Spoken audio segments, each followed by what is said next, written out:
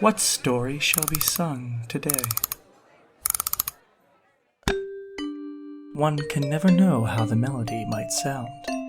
Our adventurers have already begun to pluck the strings of their story, and their combined composition is unfolding like a road before us. Once we were done being blinded by spotlights, Connie saw her mother Pyra, her dad Theodore, and her sibling Axel arrive at the banquet. She approached her mother pretty heatedly and asked why they came, to which Pyra and Theodore both responded that Lady Seraphima, Theodore's sister, asked them to, so they had to. Connie started hounding Theodore with questions about the Rousseau family, like what happened to her grandfather and how old was Theodore, which upset her parents and her sibling. Theodore explained it was unfair for Connie to assume that the danger she was in with Seraphima was because of Theodore making a decision to step down as the 9th Precinct's burgomaster to get his family out of a bad situation. Connie kept pushing though, which made Theodore storm off with Axel. Pyra scolded Connie for not even trying to have a pleasant conversation with how much time it had been since they last saw each other. Connie shifted her anger towards Pyra, who was not having any of that. Pyra explained that Connie was responsible for her own actions to become Adelaide, which resulted in her losing her leg, losing her dark vision, getting an innocent girl killed, and then getting her brother Ezra killed and Axel disabled. Pyra reminded her that she warned Connie that Seraphima would use her. Connie then dejectedly threw Pyra's words back at her, which made Pyra end the conversation sarcastically saying that maybe once Connie inevitably got the rest of her family killed, maybe the memories of them would push her to her final goal, whatever it was, saying that's all people were to Connie, are memories waiting to happen. Yeesh.